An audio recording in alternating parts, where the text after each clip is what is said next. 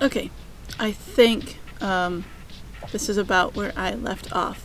Because I took a break, and I took a break from this game to just edit what I had so far. And so I actually had to navigate back to this page. It didn't save my progress. So this is, I think, where I think I made all the same decisions I made before. And this is where we discovered that we're probably Gangrel. So let's, she posted nice, I think I read through this already. So yeah, we're probably Gangrel because we got long claw fingies. So yeah.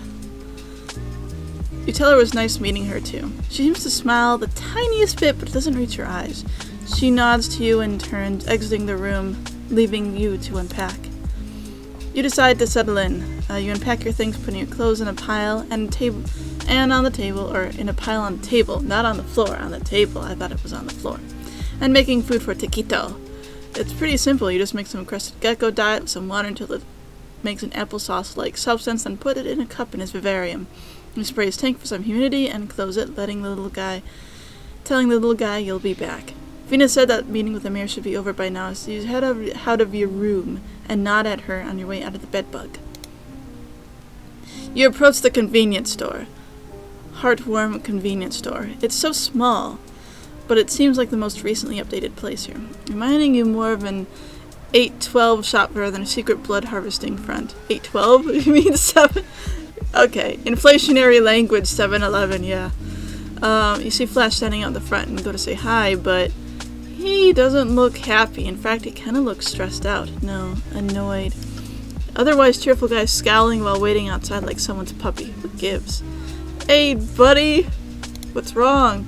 He gives you a tired look. Hey, Rudy. Sorry, I'm just... That's when you hear the muffled yelling. One voice sounds like Anastasio's, while the other sounds deeper. Mayor Keshi? All this yelling makes you feel anxious, and Flash's eyes widen, unfocusing for a moment before refocusing.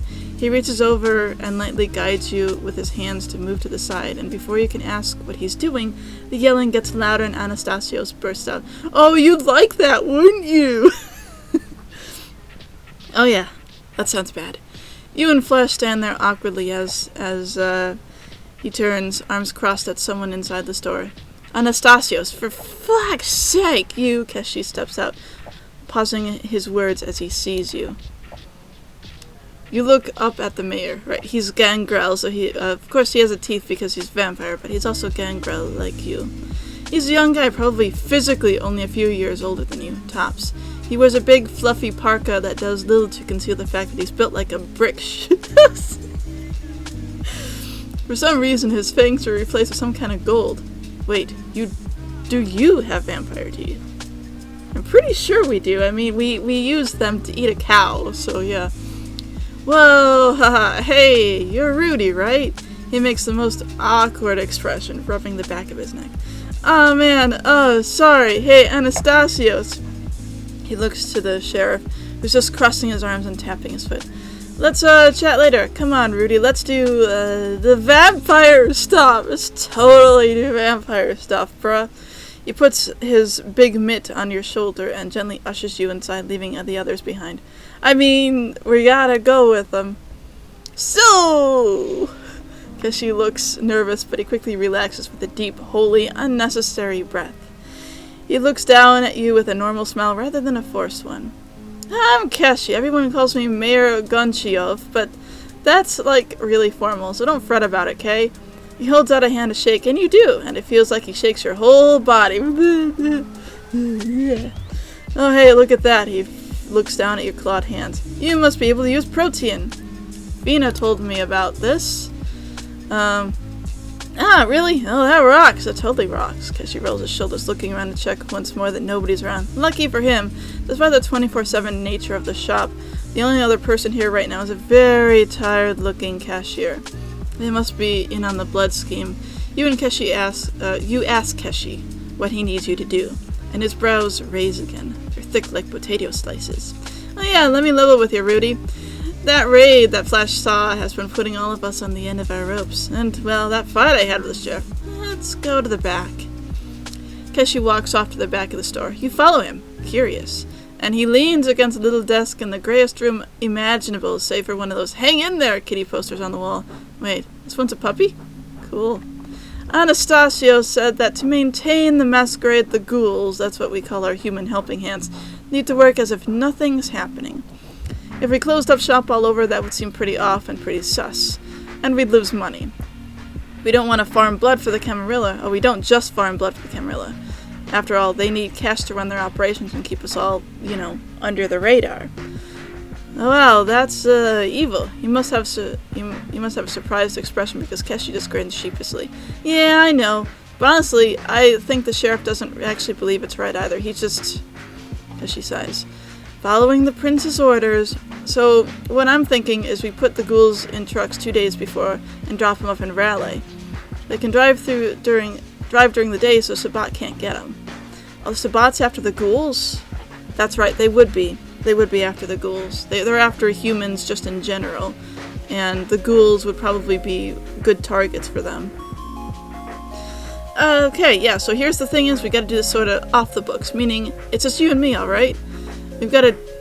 All we've gotta do is prep the trucks I ran and make sure they're clean and functional. Nothing fancy. You up for it? You remember the deal with the sheriff and figure you have no choice but to help. Help him. Keshi leads you to 2 large trucks, and oh man, they're grody, like literally. They have a layer of dirt like a cartoon. Keshi rubs the back of his neck. Sorry dude, had to cheap out for something last minute. We just gotta sweep the inside a little so the ghouls are comfy, then go on a test drive. Keshi gestures to a pile of cleaning supplies next to trucks, and you just decide that, yep, this is your unlife now. Clean. Hey, compared to other stuff, cleaning isn't actually too bad. I prefer cleaning to doing other stuff, to be honest. You two focus, first on wiping down the windows and windshield with soapy water so the drivers can actually see. Then you use the brooms to scare some spiders out of the vehicle, watching as they scurry into the night. You and Keshi are in the middle of dealing with cobwebs in the back of one of the trucks when you decide you need to take a break and stretch before you go insane, and he lets you. What a cool guy. When you turn the corner around the truck, you notice something off about a tire. Specifically, it's slowly going flat. You zoom back to Keshi and let him know. Oh, crap. Really? He's also taking a break, saying crisscross applesauce. And leaning against the wall inside the truck. Never thought I'd hear the words crisscross applesauce regarding a vampire. Just never crossed my mind at all that would be a thing that would happen at any point. Alright. Well, spare tires are in the utility closet at the southeast side of the parking lot. It's sort of like a little shack. Keshi pulls the keys out of his pocket and tosses them to you. Catch you. Thwap. The keys hit you in the noggin while Keshi furiously frowns. Go get the tire at your dignity heel. I like these vampires. I like them a lot. I like all of them, actually. They're all pretty cool so far. This group of vampires, sound like they're not like the old stick in the mud types of vampires that we usually have to deal with. Like, remember when I played Waning Crescent, that was it. A lot of the older, more powerful vampires were all just sticks in the mud, for the most part. These guys, and non-binary people, are all awesome and pretty cool. And it would be a lot of fun to actually have a session with these types of vampires, I think. Anyway, go get the tire and let your dignity heal. With an ouchy head and a rumbly stomach, you go find a spare tire. The utility closet is across the parking lot in a small little concrete hut with a locked metal door. You shove the keys in the slot, wincing as your stomach begins to let you know that yesterday's cow wasn't enough. Ugh. You open the door, seeing pitch darkness. Shit, you don't even have a flashlight. Vampire night vision! You think about vampire media you've seen. Whether it's a video game, tabletop, or even a podcast you used to throw on while you droop, there's always a few consistent traits to vampires. You can drink blood, you can burn in the sunlight, so why can't you have night vision? Vampires have abilities as people have been hammering into you, and surely you've only used your disciplines accidentally, but that means you can, theoretically, use them, so you clench your jaw trying to force yourself to see. The eyes of the beast. You close your eyes, and when they open, you can see the dark. You feel your stomach nod itself more intensely, but even then, it works. You can see the inside of the little shed as you walk in, immediately spotting a stack of big-ass tires in the corner. You grab one, preparing to have to roll it to your destination, but find it surprisingly light. Vampire perks! So, yeah, protein would be adding animal-like stuff to your body. There are one of the most famous gangrels in Vampire the Masquerade Bloodlines. That first one is a gangrel who literally just he turns into a big old wolf and runs around that way. So, but yeah, I think another one is enhanced strength that gangrel get. Protein is animal stuff, and then increased strength is another one. And I forget what else gangrel can do, but it's stuff. They can do stuff. Added to inventory, get back to friend. You return, spotting Anastasios leaning against the doorway. Oh man, what are you up to, Rudy? Oh man, oh shit, you're in so much trouble. You've only been a vampire for 24 hours, tops.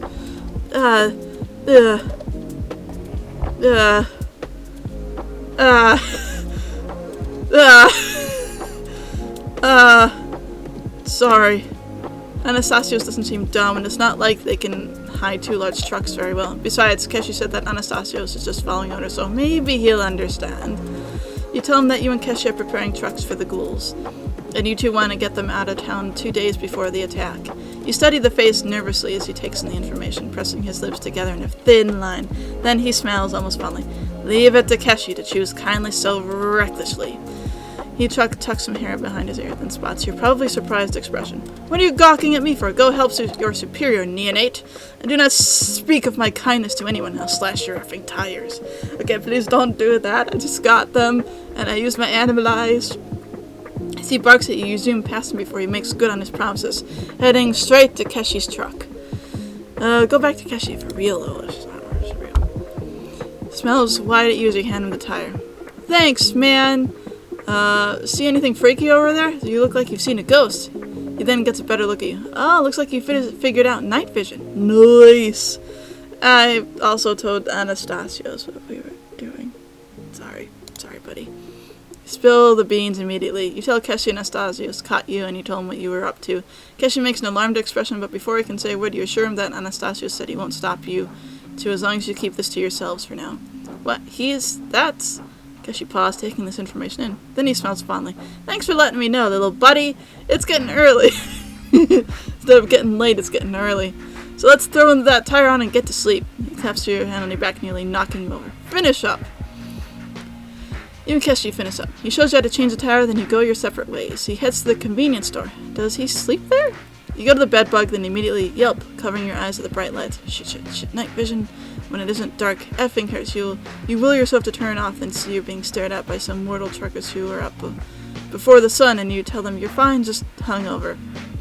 They hoot and holler, and you walk by them and promise yourself to learn how to lie better. You wave to Fina on your way up the stairs. You head up to your room, stretching and trying to ignore the hungry feeling in your gut. You lay down, say goodnight to Dakito, and close your eyes. End of night 1, beginning of night 2. You sit up, groaning and rubbing your eyes. You're so tired and you feel starved as you get up and out of bed. Looking at the clock, it's around 5:30 p.m. Sun's probably just now set. You walk over to Kito's vivarium and spray him, replacing his food for the night. He licks his eyeball when he sees you. What a cute little blood bag. With that thought, you immediately close his vivarium. Yeah, you need some blood immediately. I don't think that the lizard will actually provide much blood regardless. You hear a light knock at the door. You walk over and open it. Fina stands there. Good evening, Rudy. Sleep well? She asks us with that blank face and tone she says with everything, holding a mini coolant. You can smell what's inside. Blood. It's even better than what you had before. She sees you staring at the handheld cooler and sighs, handing it over. This is your ration, please. Eat inside your... Without thinking, you snatch it, then embarrassed, you apologize. It's fine. Drink that, and I'll give you your instructions for today. She enters your room without asking, you close the door. Drink. You sit on your bed. Fina takes a moment to look at Taquito's vivarium while you open up the cooler, seeing the blood bag. Immediately, you bite down on it, essentially shotgunning the bag and sighing as the blood fills your mouth, some rolling down your chin. The world slows down for just a moment, comfort wrapping your body. You open your mouth a little more, swallowing only when your mouth is full. A fun ends fast when you squeeze down, feeling only an empty plastic bag where in your palms now. You ring on any amount that's left, but there isn't long until it's all gone. Fina clears her throat and you realize she's been standing right above you. It's a little bit startling. Today you will be assisting the Malkavian Primogen Flash. Would you like me to lead you to him? Considering you don't know where he is, you nod and agree, frowning and patting the empty bag in the mini cooler. She takes it from you, closing the container and pausing. She points at your shirt and you realize you've got just a little bit of blood on your pajamas. I imagine bloodied pajamas aren't comfortable for you, so I will step out and allow you to change. Fina stands and steps out for a moment. Change and go meet her.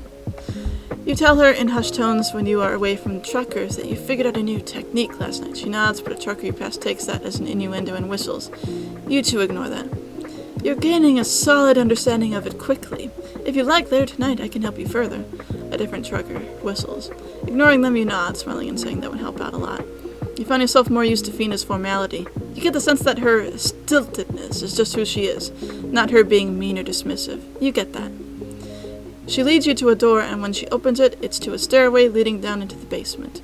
Your stomach growls a little again, and you hope that you'll get more rations at some point today. The go downstairs. You say goodbye to Fina and head downstairs. At the bottom of the staircase, you find yourself a mahogany door. This must be the basement. You knock on the door, and soon enough, Flash opens it up. Hey, buddy! He looks behind you, trying to spot any kind that would overhear him. Sorry for grabbing you the moment you woke up. Mind helping me out? He took a step to the side, allowing you to walk in and take in the basement. It was large and clearly meant for storage, and it was filled with boxes big and small. You look over to Flash and ask him what he needs help with. Basically, he shuts the door behind you two, then leans against one of the larger boxes.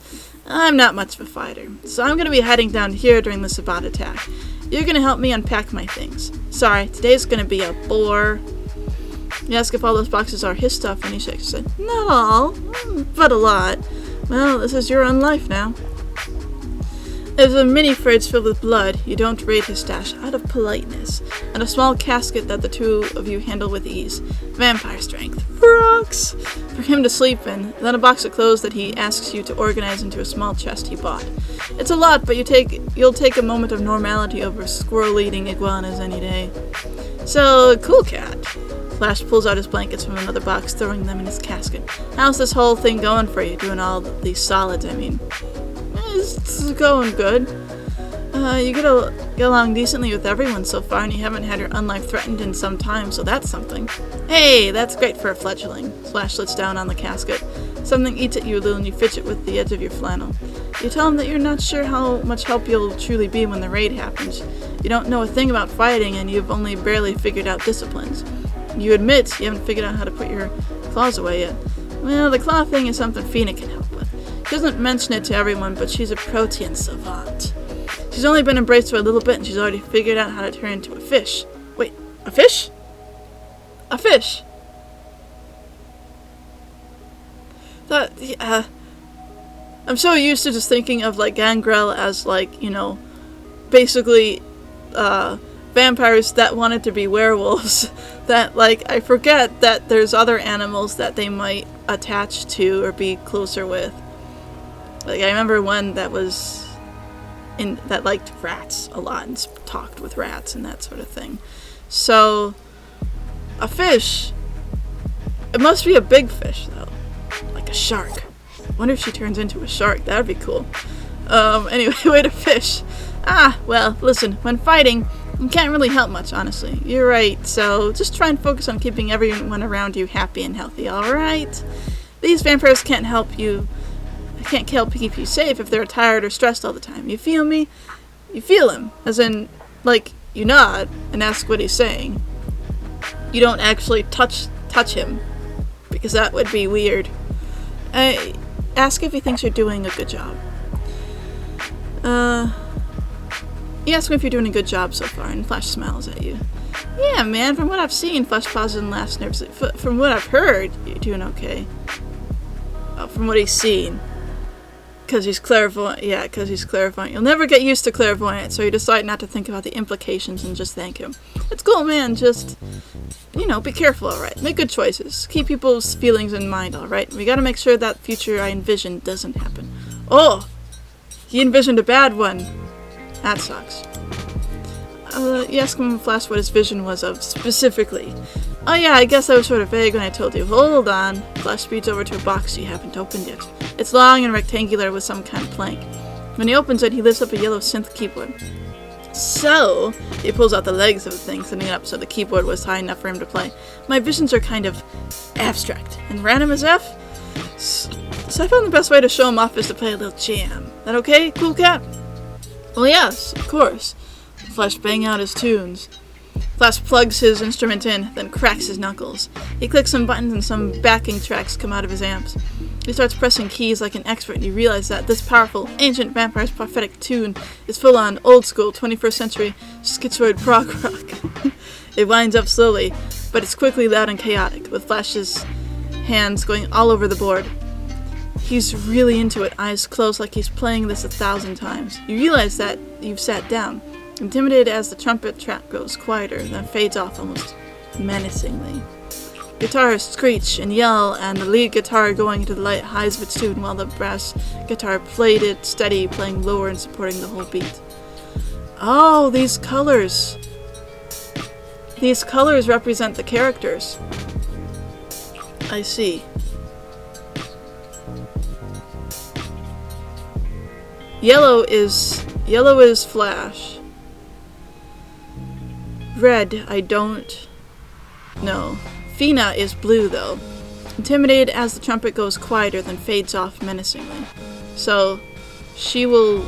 In his vision, she dies, like, slowly, but menacingly. Guitar screeching yell with the lead guitar going to the highs of its tune. That would be, Anastasios? Well, the bass guitar played it steady, playing lower and supporting the whole beat. This is the mayor. A higher, higher, so much higher that you can feel it in your skull, see Flash playing in your brain. Then like that the guitar track dies off suddenly. Crashing cymbals part way, and quickly, as it all began slowly, the bass is left alone before it too was snuffed out. So, this one dies off suddenly. Anastasios dies off suddenly. And then this one is left alone. The mayor is soon left alone. And is snuffed out last. Flash stops, looking sullen.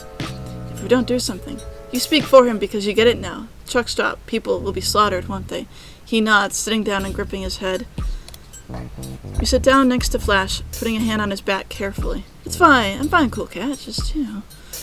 He rubs his eyes with the bottoms of his palms. The vision itself was a lot more intense. He chuckles, looking at you with a weak smile. Anastasios had to peel me off the floor. You nod, then pause. You ask if Flash gets to choose when visions happen, then he laughs. Nope, gotta love being a monk, huh? He laughs a little, then sighs. Sorry. I must be seeming like a wet rag right now, being all serious and sad. You tell him it's no problem, and he seems to appreciate that. Don't let Anastasios hear you being so nice. He'll call you a pansy. He punches your shoulder casually, then pauses. Well, pansy. Did you know he never used to have that speech impediment until he was embraced? Yeah, I have no clue what happened there. Esque needs any more help. Esque needs any more help. Flash gestures around him and he realizes that most boxes are unpacked. That's all I needed, man. I'll just hide down here during the raid. Don't worry. Malkavians do have some, like, abilities, but most of their abilities deal with, like, more passive stuff, if I understand it correctly. Like, their main power that defines them is the clairvoyant sort of thing. And in some versions of that, they can cause mass hysteria. But I'm gonna guess that our Flash doesn't want to do that, even if he has the ability to do that. I think that they have the obfuscate, I believe it's called, which is a stealthy thing. And then they have another one that might just be domination, but it might not be. I don't really remember. So most of their powers aren't really, like, offensive, for the most part.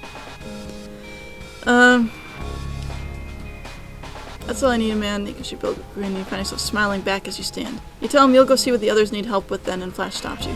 Kashi's just doing the test drives right now. Oh man, that secret didn't last long. Fina's dealing with customers and Sheriff's in a meeting with the prince.